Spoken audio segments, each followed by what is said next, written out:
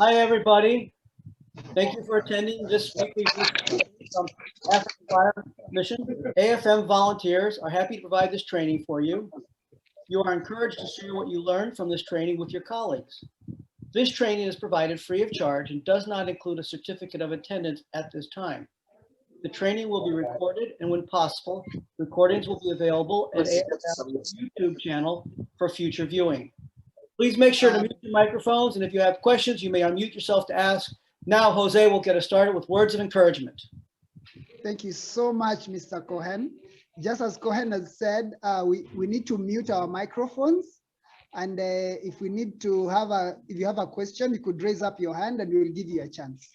So I'll jump right into our word of encouragement for today, and I will read on. So today's encouragement topic is casting or keeping. Casting all your care upon him. That one you'll read in 1 Peter chapter 5, verse 7.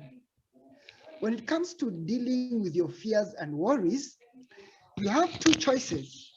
Cast them on the Lord or keep them and try to handle them yourself. When the communists overran China, I'll continue. When the communists overran China, missionary Isabel Cohen was forced to escape on foot across the snow-covered mountains in Burma. There she was stranded at the world's end with no money and no way to get home. I can't tell you the dismay and alarm that filled me, she wrote. But she made two decisions. The first thing is to cast out fear. She said, the only fear a Christian should entertain is the fear of sin. All other fears are from Satan, sent to confuse and weaken us.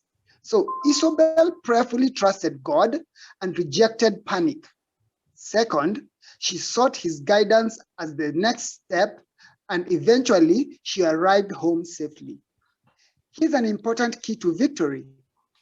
Instead of living with your fears and allowing them to take root within you, identify them and confront them with the moment. Confront them the moment you become conscious of them. Next, turn each fear into a prayer and give it to God, refusing to take it back, confident that he will handle it for you. And don't just do it with some of your fears and worries, do it with all of them. Casting the whole of your care, all your anxieties, all your worries, all your concerns, once and for all, and on him, for he cares for you affectionately and cares about you watchfully. You'll never be entirely free of fear and worry, but God's grace, you can do a lot better than you're doing it right now. Firefighters, it is true, when you are fearful, cast all your cares on him, especially when you're on the fire ground. Sometimes fear can engulf you, but it is important that you seek God for him to give you courage whenever you're out there serving God's people. Thank you very much for hearing us in this word of encouragement. And today we are having Mr. Howard Cohen, who's also the host in the background. So I will invite you, and then you will tell us today what the lesson is all about. Welcome, sir. The floor is yours. Okay. Oh, wait a second here. Hold on a second. Okay. Great. Hi, everybody. So today I'm going to talk about hazardous materials, the basics of hazardous material. What I want to focus in on today's session are what we would call here in North America to be a hazmat awareness level. And I'll talk about these different levels that we have, but hazmat awareness level is the sort of the ground, the base level for all hazmat awareness. And without special training or equipment, it's really the only level a lot of us can operate on. So that's where my main focus is going to be. Now, let me make sure okay. So as always, I'd like to begin with some thank yous. First and foremost, thank you to the Africa Fire Mission for the work they're doing on behalf of all of you, and also for the opportunity it provides for me to be connecting with you. I want to thank a firefighter colleague and friend, Lieutenant Kevin Madison, who provided me with a basic hazmat awareness review from which I adapted. And I also need to thank Sherry Furing, who I don't personally know, but I have borrowed heavily from some material that she made available. And of course, I always want to thank the firefighters who came before me and who have taken time to teach me how to be a smart and safe firefighter. So now this is me. I won't spend much time on this. I think most of you already know who I am. Been in the fire service since 2001. I recently retired as a deputy chief. I'm now a fire instructor and I'm a chaplain of a fire department. And there's some other things I do. So that's what I look like. I hope that's pretty similar to how I look when you see me on the camera. Okay, so you don't need to really respond to this other than to ask yourself, in these two pictures, which of these is a hazardous material? The one on the right or the left, these blue boxes. Now, I don't know if you have these in your countries, but these are basically portable outhouses. There's chemicals inside there, and so it's basically a bathroom. Is that a hazardous material, or is this stuff spilling out of this barrel with this warning sign? If your answer to this question is both of them, then you're right, because they are both hazardous material. Here's what hazardous materials are. This is the definition that we use, and I think it's probably more or less used throughout the world. Any materials or substance that poses an unreasonable risk of damage or injury to persons, property, or the environment, if not properly controlled during handling, storage, manufacture, processing, packaging, use, and disposal, or transportation. In other words, anything that could hurt you, if it gets out of how it's supposed to be properly contained, that's a hazardous material that we need to be worried about, or at least concerned about. So hazardous materials come in solids, gases, liquids, and sometimes our lunch boxes if we don't throw out the food that's in there that's gotten old. There are 7 mechanisms or 7 ways that a hazardous material can hurt us. In order to help people remember, we have this cute little acronym called Team CPR. This is what it stands for. The T stands for thermal. So if it's something that creates a heat energy that could be harmful to you, that's what that is. Etiological means like viruses, medical things. So COVID-19 is an etiological kind of mechanism, some sort of disease that could be spread through food or air or smoke. So asphyxiation, breathing, stuff that's harmful to us if we breathe it in, that's one of the ways, the mechanisms of harm.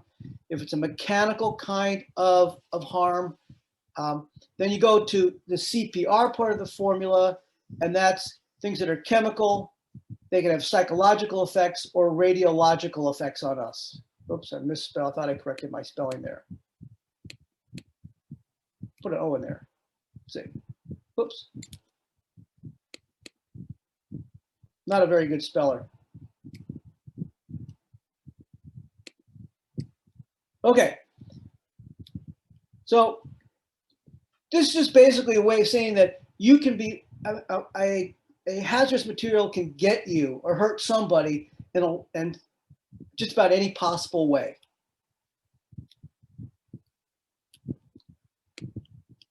Okay, so this is what I was talking about, levels of training. In the NFPA, which I understand in Africa people are using also, there are these 5 different levels. And the one that we're really going to be focusing on is this level number 1 called awareness.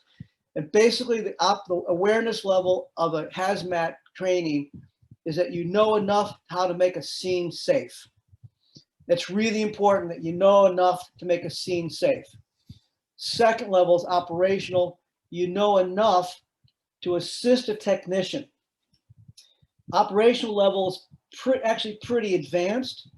It involves putting on those spacesuit kinds of things, going into the zones where there's hazardous materials.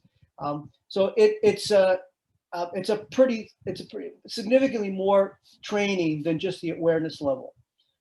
The technician is someone who knows what to do with the specific with hazardous materials, how to mitigate, how to manage a hazmat situation. Specialists are those who are specifically trained to handle very specific kinds of hazardous materials. So you might be a technician level, but not a specialist in radioactive material, for example. And then finally, the 5th level is the ICM, the Incident Command Manager, the Incident Command Officer.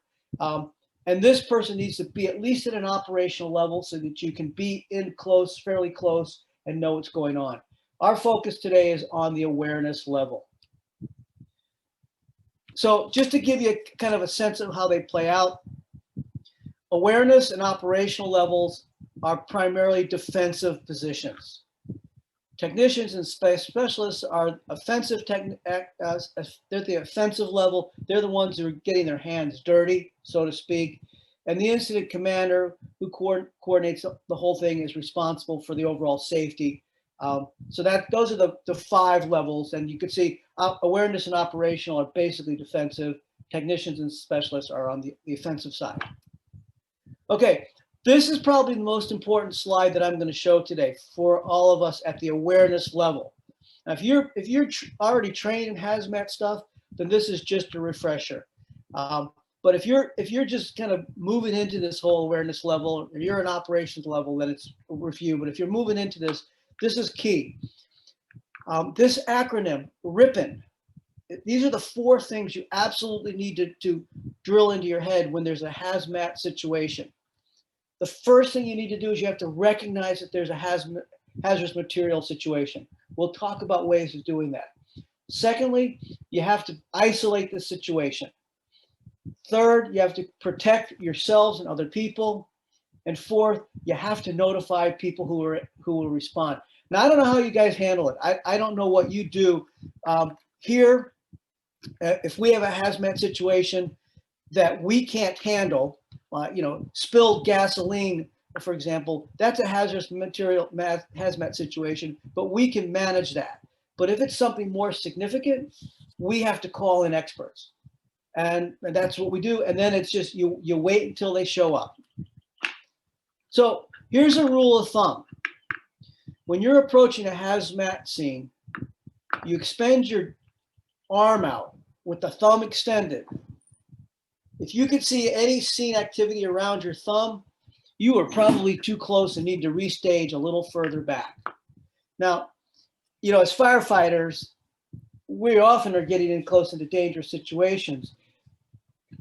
But we've got to remember that in hazmat situations, our courage, our heroism can also be deadly, because the hazardous material stuff that's there, if we don't stop and realize that this is what's going on, we just create another victim.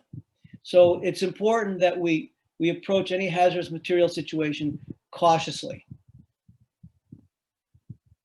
Okay, so let's talk about identifying a hazardous situation. There are 6 clues to the presence of a hazardous material. There's also a variety of hazardous classes of material.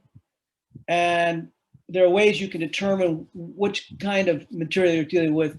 Our main focus is going to be on the 6 clues of the presence of hazardous materials. And we'll talk briefly about the hazardous classes, but I don't know if these classes, the way they're played out, correspond to the systems that you guys have. So I'll just share what we use, and if it corresponds, great. If it doesn't, now you just know a little bit about what we've got going on here. Okay, so here's how you identify if it's a hazardous material situation. You've been called to a scene and you recognize that there's a problem. Maybe a truck is on its side, something, and so there's hazardous material there. Maybe someone has called and said, you know, or it's a farming situation and there's pesticides that could be, you know, but you see this from a distance, right? You immediately recognize, or you've been informed that there's something that's spilled. So that's your number one sort of level of, like, I think there's a hazardous material, hazmat situation here. Once you've done that, then you start to look for things like, if it's a truck, are there shipping papers on there?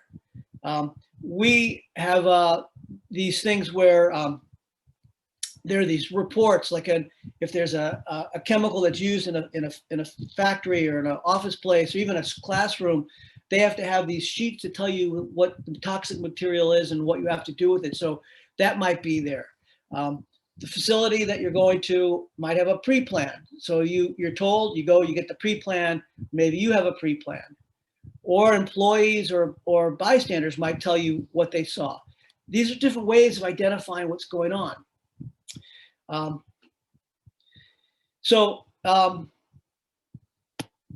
That's the base. Those are sort of basic. You're using your visual methods.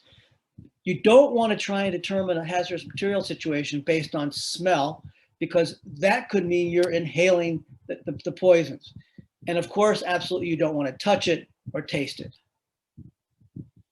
So here are some clues. What's the occupancy and location of the place where the hazmat situation is taking place? Does that tell you something about it?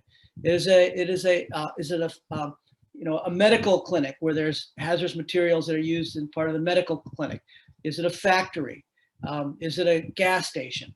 Just the occupation, the occupancy of the building or its location might be helpful.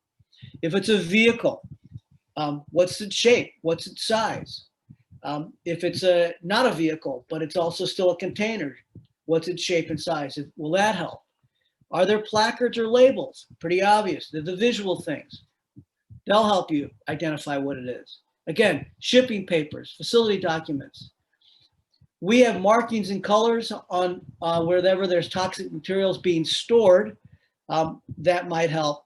And lastly is your human senses, which I want to emphasize is primarily your visual, because you don't want to be smelling stuff, but that happens. You have a propane leak. You approach the building.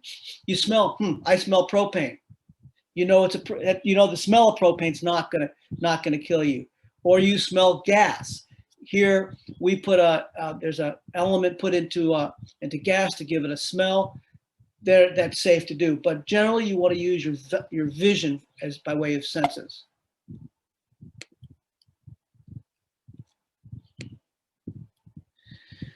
Okay, occupancy and location. I don't want to belabor these things. I'll just go through these quickly. You can see, as I already said, is there specific materials used in the place? It also could be a means of transportation. It could be a rail, air, marine, highway, pipeline. All these sorts of things are part of the occupancy and location. Someone says, hey, the pipeline's leaking. We can see something's coming off of it. Or there's a train car in the train lot and we can see smoke, steam, or something coming off of it. Those are all clues that you might be dealing with a hazardous material situation. Shapes or sizes, all right? Is it pressurized or not pressurized? You can see the different kinds of trucks. It's symbol, labels, coloring. You can see the different colors. Do you all use the expression levy to talk about if you have like a truck like this one here, and it's starting to let off steam. The BLEVE is an acronym that says boiling liquid, evaporating vapors, explosion. So something is going on and it's building up pressure. No big deal. I don't know if that's a term you all use, but based on your territory, your region, your districts, there's different. It could be trucks. It could be who knows what it would be where the hazardous materials are stored. And by the way, you have a car accident, and there could be hazardous materials in that car. In the trunk, there could be things of gasoline or oil or something else that's being transported. I suspect there are people who transport things they're not supposed to in the back of their cars, like they do here. Labels. We forget to look at labels, but they'll tell us, if there's something, a bag spilled out or something. So look for labels. Look for placards. I don't know if you use these on your trucks or vehicles, but here, any vehicle, any truck that's transporting hazardous materials will have this square sign with a number, these different numbers and these different color codings. I'm not going to go into explaining what they all stand for, because if it's not a system you guys use, there's no point in wasting your time. But you may have a different system. Don't forget to look for those. That's what the awareness level does. You look at those things for those things. Shipping papers, we talked about this. This MSDS, that's the material safety data sheets I was talking about. Here in this country, any organization, any building, any place that has hazardous materials that are in use has to have these things available for first responders if there's an incident. Markings and colors, that's on those placards. Again, I don't know if yours are the same as ours, but whatever yours are, make yourself aware of those, that you can tell, hey, that's a hazardous material. I always talked a little bit about this, so let me do again, your human senses. Sound is a good one. If you hear something, sight, smell, the higher, as you go up this, the more dangerous the use of the senses. You absolutely don't want to be tasting anything, because that's, if you don't know what it is, why put poison in your mouth? Touching, still the same thing. Smell is not as bad as touch and taste. Sight and sound are the lowest risks. Keep that in mind if you're hazmat awareness. Don't be that crazy person who goes up and looks at the spill on the ground and sticks your finger in it, then smells it, and then tastes it, and then decides it's not a hazmat material. Because if it is, you're in trouble. All right, I'm going to go through these just real quickly. You take a look at these things. These are the placards. These are the different classes that we use. You may or may not use the same things, so just take a look. Class number 1 is considered explosives. Class 2 are toxic gases. And again, if this is not what you guys use, then I would look forward to getting copies of what you use. So next time I do this, I could present the right material for you all. And if you're not using it in a system, then maybe this kind of a system would be good to try and institute. The flammable liquids, and you have flammable solids. These are like our batteries, hybrid batteries. They're solids and flammable, very hard to put out. Oxidizers, organic peroxide. This is a lot of fertilizer kind of stuff. Poisonous and infectious things. Radioactive material. Corrosive material. And then miscellaneous stuff. And then our system gets, really breaks it down until each of these placards tells us how explosive it is, how flammable it is, and so forth. And by the way, to make it easier for us, I want to show you the cover of something. Let me stop sharing for a second. You see this book we have. It's called, let me get it right. It's the Emergency Response Handbook. It has all the information inside of it for us, all the placards. And then it tells us inside, you can't really see it, I'm sorry, but I don't have copies of it. But let me go back to sharing my screen.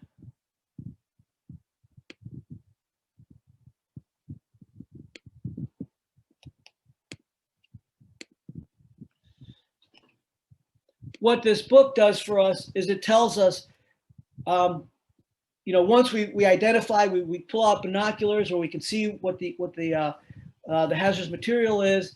It tells us, it gives us a breakdown. It tells us how much distance do we need to put between us and that material. Do we have to evacuate a large area? Do we have to evacuate it all? It gives us all the breakdowns. So it's a really useful book. Here are the hazardous classes. Don't worry about those. We'll talk a little bit more about those later on.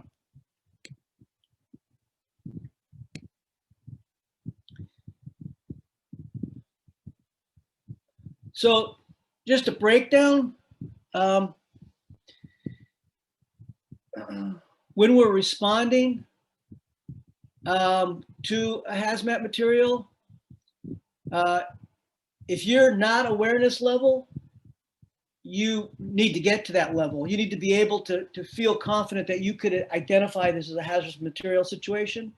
And if you are, you need to,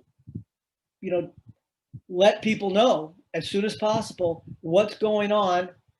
And you have to stay out of the hot zone and keep others safe also. It's really important that you have to not put yourself at risk by getting into the hot zone by hazardous material, and you get people out of there. If that means evacuating buildings, evacuating houses, you have to do that. Okay, so you pull up to a scene in your vehicle, whether it's your personal vehicle or your fire apparatus. You always want to park uphill and upwind from the incident. This is kind of what we call a blinding glimpse of the obvious, right? If you park downhill and the hazardous material can drip down to where you or flow down to you, not a good thing. You want to be upwind because whatever's going on, you don't want the wind to blow it to you. It's pretty obvious, but you wouldn't believe how often people forget and that or not realize that they're downhill from a hazmat situation. So always park uphill and upwind from an incident. Here are some other protective actions, particularly for civilians around you. You could have people shelter in place. This would be something you do during, say, a short duration incident. It's not they've got to get the truck lifted up and moved out of there, and so people they can stay there.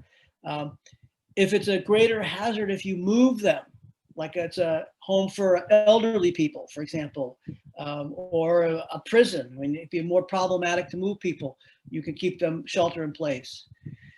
And lastly, if there's no practical way to evacuate people, and that would really depend on your district, your area. You would know what would be practical or impractical. Impractical might be there aren't enough vehicles to move people, for example, or the weather might be just too horrible, or there's nowhere to go.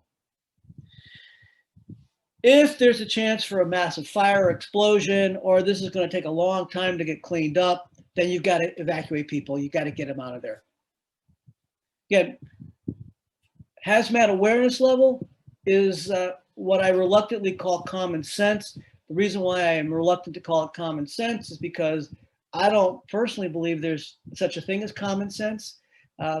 What's common sense, what you all might know just as a matter of like being firefighters in Africa, I would never think about. And you might look at me and say, well, it's common sense that you have to be aware of this.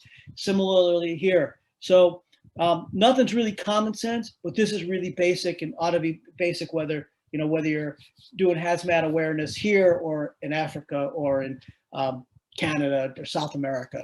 These are sort of universal basics.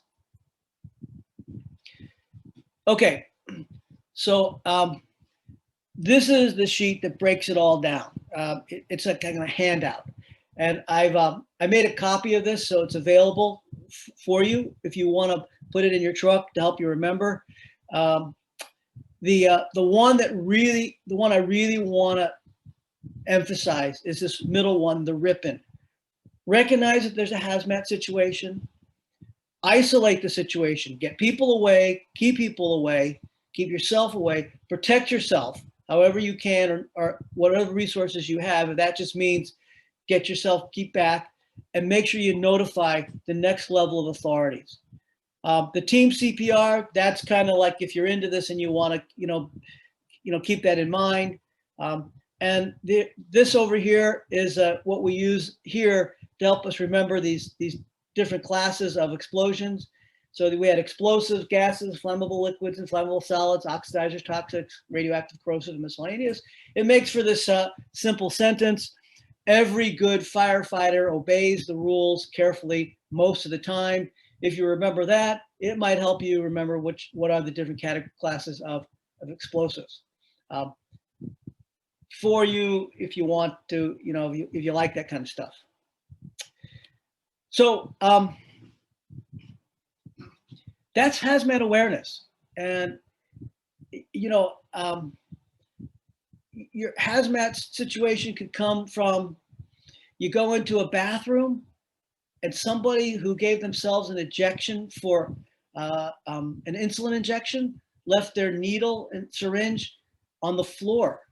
That's a hazmat situation. Do you have to evacuate the entire building to get people out? No.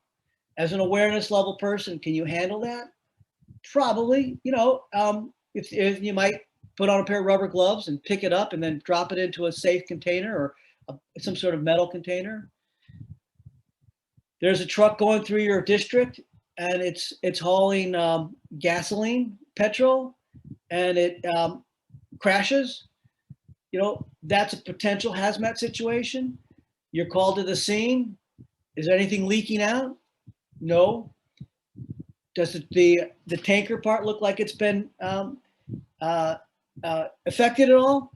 No. Just looks like the truck might be, damaged. Hazmat situation? Yeah. Awareness level? Are you qualified to handle this? Here you would be. But if you came across that scene and there was something leaking, it was on its side and something was dripping out, there's not a lot you can do. You might be able to put up some, dams to keep gasoline or petrol from spilling out. But beyond that, there's not a lot. You're going to have to bring in specialists. They're going to be able to siphon off the truck and then right it. So I don't know what the hazmat situation materials are that you're most likely to see. For us here in my fire district, propane is a big one. Gasoline, petrol leaks, that's another big one. We always stand the chance of a truck transporting something in our town having an incident. Fortunately, we haven't had any incidents with those, but there's always a chance. So I don't want to, repeat myself. I think that this really this addresses it. I think I've covered basic hazmat awareness level. This is learning how to be aware of what's going on of a hazardous material situation. That's our main function. I can't go into the next levels because I don't know what equipment you have. I don't know what basic trainings you have. I don't know what resources you have.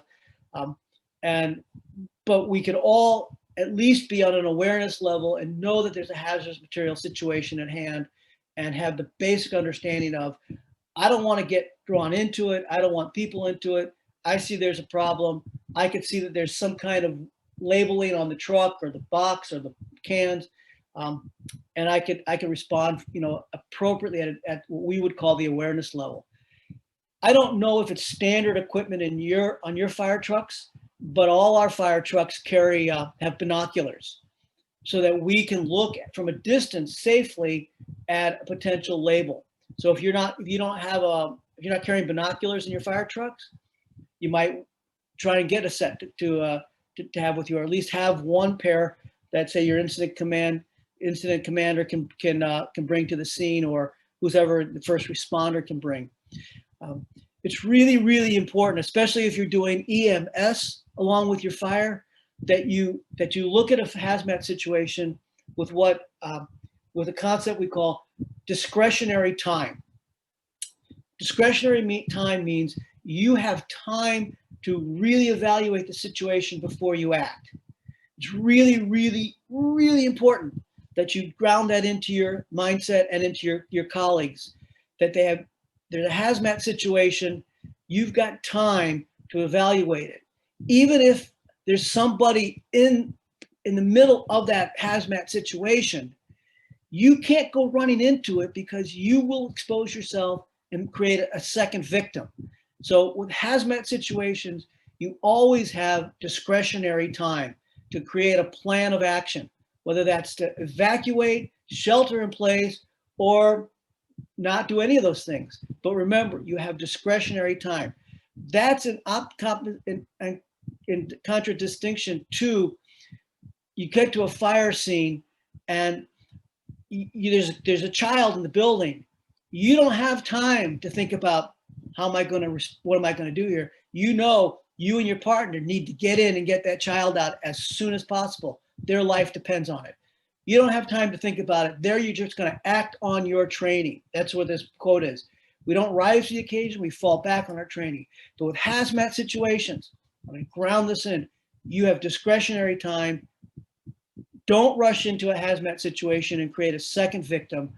Hold back, assess it, figure out what the hazardous material is, and then figure out how do I best respond. That's your hazmat awareness level.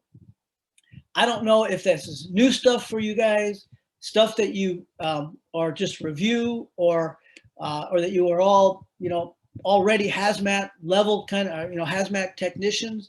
If what I'm telling you is like all stuff you all know because it's standard to your training, then consider this a refresher, and and that's what it is.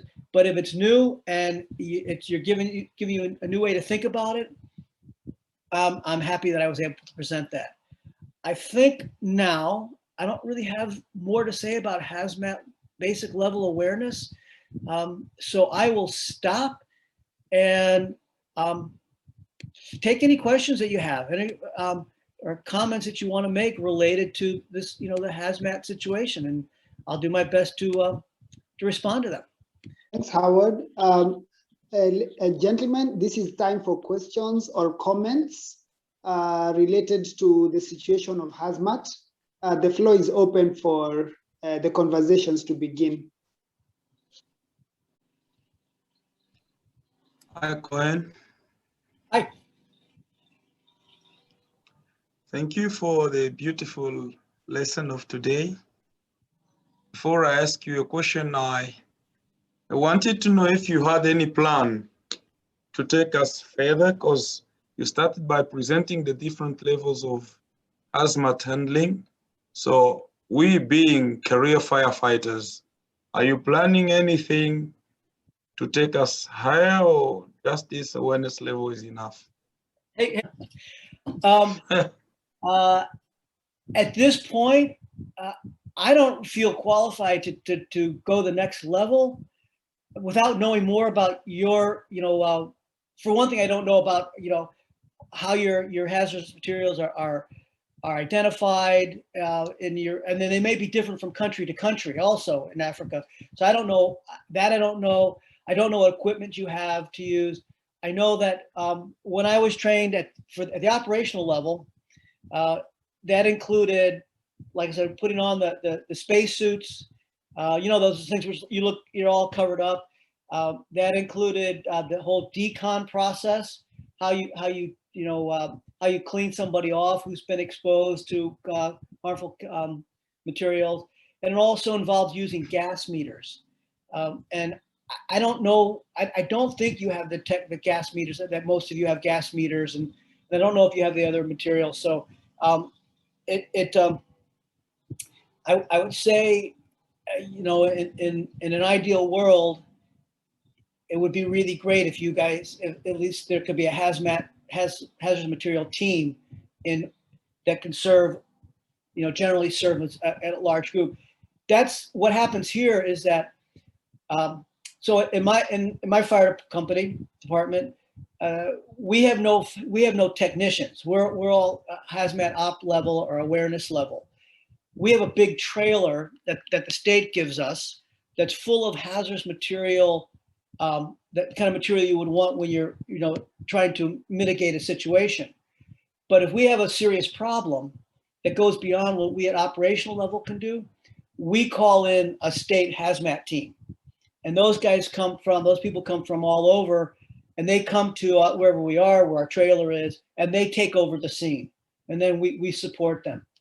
So it's about having kind of a team that could serve a range of, a group of people. So I wish I could say that, but there's so much I don't know about what you're likely to, encounter that it'd be hard to do that. Long answer to your question. Thank you very much, Cohen. And my last question is, coming back to the 6 methods you mentioned of identifying hazmat, I became like shy when you talked about using human senses. Don't you think somebody can detect material and become a very bad lesson to others, because some other materials are very sensitive to the extent that you detect it, you become yourself a victim, you die, and then others know there's hazmat. Who would accept to be that sample material? I think Jose can do that for me, not me. It's a good thing Jose seems to have gotten, oh no, there's Jose. You're totally right, Caleb. I hoped I had made it clear that, if you, using your binoculars, that's using your senses of your eyes. And then the last thing you want to taste, it's kind of funny, but when I first did firefighter 1 training almost 18 years ago, there was a fire chief who came and did the hazmat talk, and he made such an impression on me. I still remember exactly. He talked about if you get a package delivered to you and it's got something on the outside, it's like, you don't taste and go, I don't like that. You look at that and you give the package back to the guy and says, I don't know what that is. I don't know where it came from. I'm not taking this package.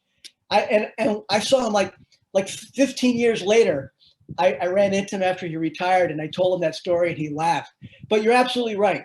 You do not want to make yourself another victim, but you can use your eyes. And if it's, in certain circumstances, as you approach a scene, you might go, yeah, I'm smelling something. We got to back off. We're downwind. I'm smelling something. Let's get out of here. So you're using your senses to identify that there's a hazmat thing. And, we all have certain chemicals in our fire, that we encounter that will recognize right away, but we'll also recognize that a whiff of it isn't poisonous. So you're absolutely right. You do not want to create another victim. Where this happens a lot here in the United States, and maybe in your countries too, is that it's an enclosed space. It could be a silo on a farm or a well, and there's a victim in there. And so the first responder sees, oh, there's a victim in there. I got to go down and get him, or into that tunnel and pull him out, and climb and crawls in, and suddenly becomes a second victim because there's toxic fumes in there, and the first responder didn't pay attention to that. So you're absolutely right. But that's my point about the discretionary time. It's a hazmat situation. You got time to figure out what you want to do. Thanks for the questions. Welcome, and thank you for answering.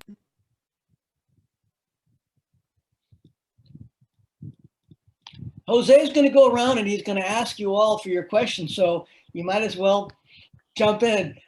Yep, the floor is open. Feel free.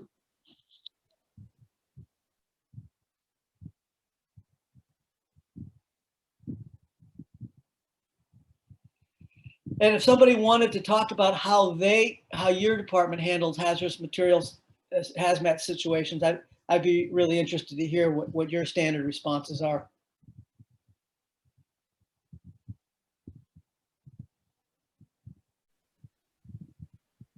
Yes. Hi, Miss Cohen. Miss Cohen, hello. Can you hear me? Yeah. Okay. So thank you a lot for this precious lesson that will come from adding to our knowledge. So I have a question.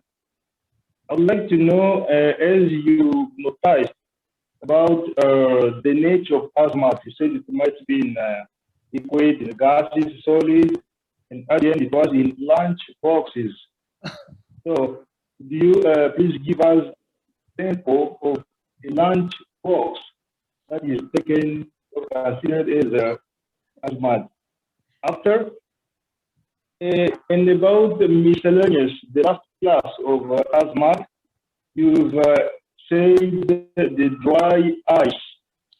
Dry ice is also taken like hazmat. So would you please come with more details or an example how the dry ice is in hazmat? And then, okay, so yes, the following question is regarding hazmat and hazchem, materials and hazardous chemicals. So all hazardous materials are considered as a hazardous chemical, and hazardous chemical are hazmat. If yes, yes. If not, so when or what is the difference? Okay. And at yeah, okay. Again, yes, I would like you've given some acronyms. So every good firefighter obeys. There is E, G, F, F, and O. So I failed to check the 3 or the 2 last letters. Please come back on that. All right, some of your part of what you were saying was broken up, so let me answer the questions that I could understand. The first one, the lunchbox. If you leave your food in the lunchbox too long, it could start, you know, mostly that was kind of just a joke, but you could if you leave food in a lunchbox too long in the heat and the sun, it could turn into something that could be toxic if you ate it, if you have mold on it or something, and if you didn't pay attention to it. But mostly I was thinking that if someone made a lunch for you that you really didn't like, it could make you, give you a stomach ache or something. But that was kind of more of a tongue-in-cheek, more of a joke comment on the lunchbox. The dry ice, that's a mechanical example. If you touch dry ice, obviously it almost like burns. It feels like a burn. So that's what makes it a hazardous material. So if you don't want to go up and just if a truck dumps over and there's dry ice everywhere, you don't want to go pick it up. You have to know how to properly handle it. That's why dry ice falls into that category.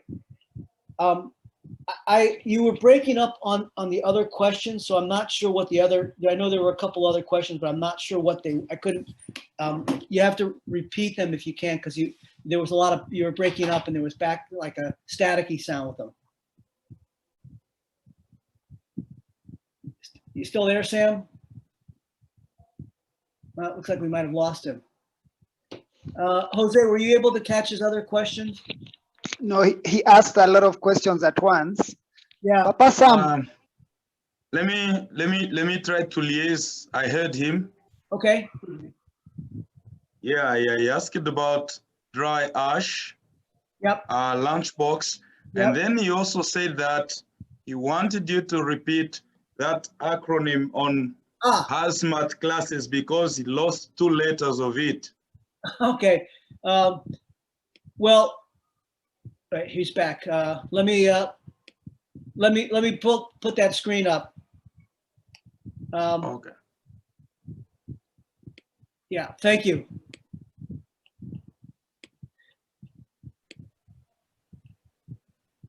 Okay, so Yeah. So here it's every good firefighter obeys the rules carefully most of the time. This is on a handout, which I have made available to go with the PowerPoint. So you can get that as soon as they have it available. Yeah. So and if you're copying it down, I'll leave the screen up a little bit longer for you. Now, Samuel, did you hear my answer to your question about the dry ice? Dry ice, but I didn't catch what was the problem of network. I only thought the answer from the lunch box. But Andre asked you, maybe you finished, but I didn't catch you well due to the network problem. And as much and as Jim there, I didn't catch you. Okay, yeah, so you're still breaking up, but just tell me, did you hear the lunchbox answer? Were you able to hear my answer to the why a lunchbox could have toxic material in it? Yeah, okay. Oh, and by the way, right. The other reason why a lunchbox is that people stash drugs in lunchboxes and in a lot of other places too. So just because you see a lunchbox sitting there doesn't mean it can't have the chemicals that someone might be transporting chemicals for a meth lab, methamphetamine from one place to another. So just because it's a lunchbox, it could still have harmful stuff in it. Then the dry ice was because that's a mechanical one, because if you touch it, it'll burn you. And then I posted every firefighter, the acronym about the categories, and that's also on a handout that you can get. So thanks, Caleb, for help for picking up on it, because it broke up on it. I missed a lot of it the first time. Great. So any other questions? Thank you very much. Thank you, Cohen. I'm sorry I'm being too talkative today. Let me come back for one more question. Absolutely. No, go ahead. Absolutely. Don't apologize. Yeah, it sounds funny, but I need to ask it. So back to the beginning, you said a hazmat is anything that can harm. That is the short definition I keep. Yep. People, property, environment, and so on. But now, shall we consider food to be hazmat? Well, because yeah, to some extent, people overeat and they die, or a wrong mixture of food kills. So do we say we also live from hazmat? Okay, you're being philosophical here. Well, but here's the thing: if you have a truck full of milk and it falls off the road into a river, now you've dumped thousands of gallons of milk into a river. That's a hazardous material. That's going to kill the fish. It's going to make the water not safe to drink. So yeah, food could be a hazardous material. The other way in which food could be a hazardous material, and I'm not taking the bait, it's just a joke. When grains are stored in a big bin, they have all this dust in there, right? And if you go into that bin, that could suffocate you. So that's an asphyxiation. There's grain or corn that we need to eat, but in its way it's being stored, if something goes wrong, that could become a hazardous material. Thank you very much, Cohen. So by this, I wanted just to draw the attention of my fellow firefighters, because they like eating too much. And when they are at the fire stations, they think after winning a fire, they just have to eat and eat. Watch out, you are eating hazmat, you might die of it.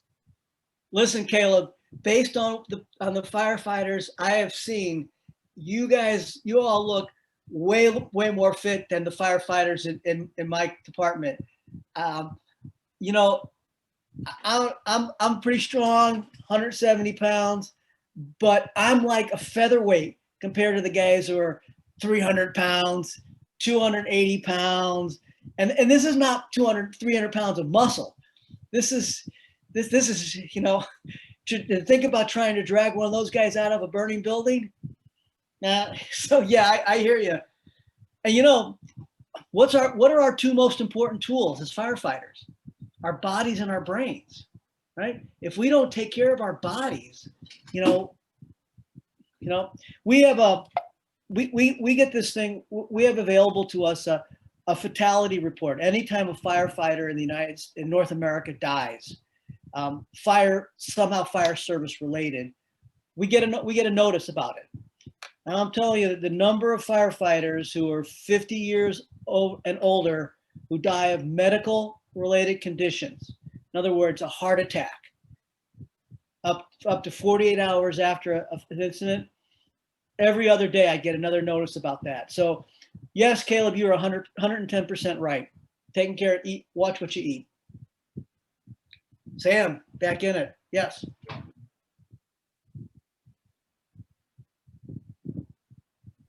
Yes, Sam, go ahead. Firefighter Sam, go ahead. Okay. Yeah. Thank you very much. I come back again on the question. Yes, I wasn't satisfied on the ASCHEM and ASMAT. So is ASMAT, ASCHEM, hazardous material, and is it hazardous chemical or hazardous chemical are hazardous materials? Or again, so when there is ASMAT and when there is ASCHEM? You guys have to help me out. I lost about every third word you said, Sam. Did anybody else hear it more clearly? It's unfortunately, it's not a good connection. Jose, were you able to get most of it? No, I didn't Let get me- any. Caleb, help Let me liaise again. Okay. Let me liaise again. I think the network is for me today. You should really accept this to me. I am the network representative, and let me send you Sam's question again. Okay. Yeah, good. Go ahead. Yeah. Sam is asking to know whether there is a difference between hazmat and hazchem, or they are all the same. And if they are different, when do we use hazmat and when do we use hazchem? That's the question from Sam. Oh, interesting. So we Yeah. we don't use the term hazchem on a regular basis, and I assume that the chem stands for chemical, hazardous chemical versus hazardous material. So if it's a so we just use the term hazmat as a hazardous material situation. Doesn't matter whether it's chemical or one of the other things, but a hazchem situation would most likely warrant a technician or a special, well, would require a specialist. If there's this very specific kind of chemical that you have to have special training to handle, there may be a subset within the hazardous material specialists. There may be a subset of hazchem specialists, but I'm not familiar with that per se. I'd have to look that up. But as a general answer to the question, I would say a hazchem situation would be hazmat for us until we had some reason to think that it required something, another level of special training.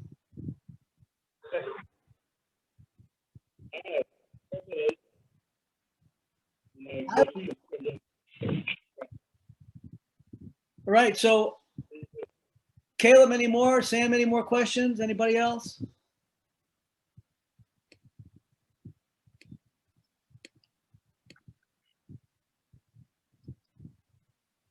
We'll come more with the advice.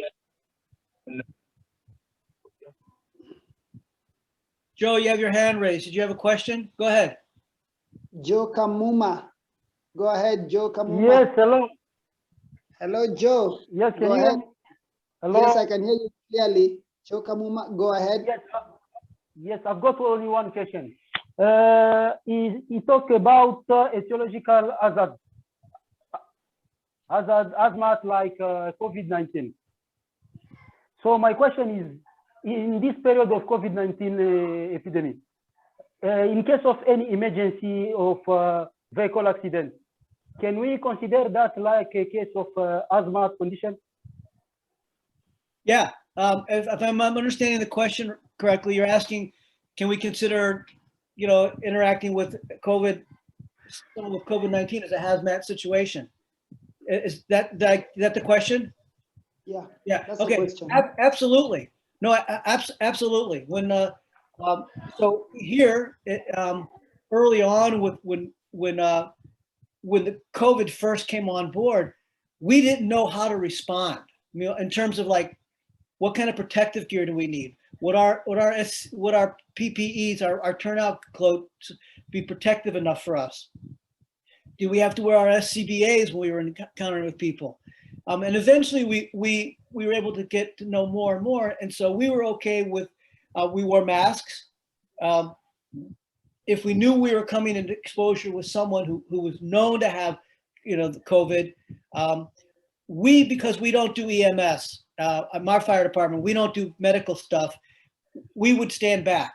But sometimes we had to go into houses and we didn't know for sure. We would ask them, any exposure, any reason to believe, but we wore masks and we wore gloves and then, disposable masks. So yeah, absolutely. Exposure, whether it's the HIV virus, whether it's Ebola, those are hazardous material situations. Ebola has not been a problem in the United States, but I know in some of the African countries it's been a serious problem, and I'm sure you've seen all the the protective equipment they wear. So yeah, those are the etiological ones. Those are ones that are medical, toxic virus, things like that. Yeah. Okay, thank you very much. Sure. So Sam, I looked up real quick. I did a quick check, and it looks to me like HazChem is the British version of hazmat. So that's why I wasn't familiar with it. But when I Googled it just now, everything that came up was UK related and fire service, where the UK has an influence.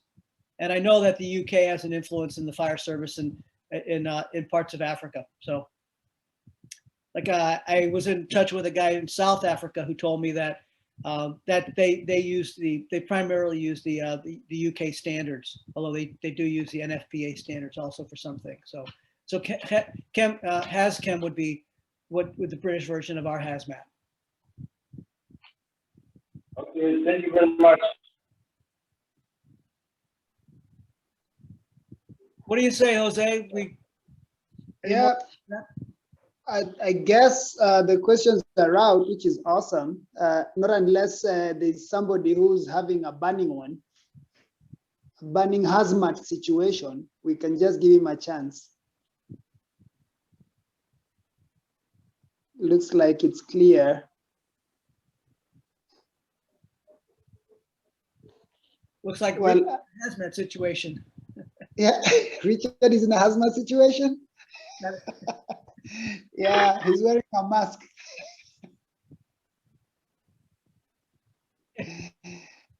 I'm still working, so I'm still in the office, and so you have to be. That's why sometimes you get me, I go outside, then you don't find me. But I'm okay. I would want to say something about the class. And the class is awesome. At least I've come to learn some few things that I didn't. Maybe I thought they were not important to fire, like definitions and then realization. Thank you so much, Sir Cohen, for that. And I believe in one time we'll have. I think you should come to Kenya one time, and not Kenya. I want you to come to Nyeri next time. I have a lot of things I need to talk to you guys. Anyway, I'm happy. I'm grateful for the class. Thank you so much, and I'm really looking forward for you to come, guys. I'll be waiting for you. Well, thank you. I'm definitely on target to go to Kenya in the fall. We'll see what happens after that. So, by the way, related to Joe's question, if you cut yourself, if someone cuts themselves, that's a hazardous material situation. There's bloodborne pathogens, and there's diseases and possible diseases in this blood. So that's a hazmat situation. You go into a school to talk to kids, and the kids are sneezing. That's a hazmat situation. They're going to spread their germs on you.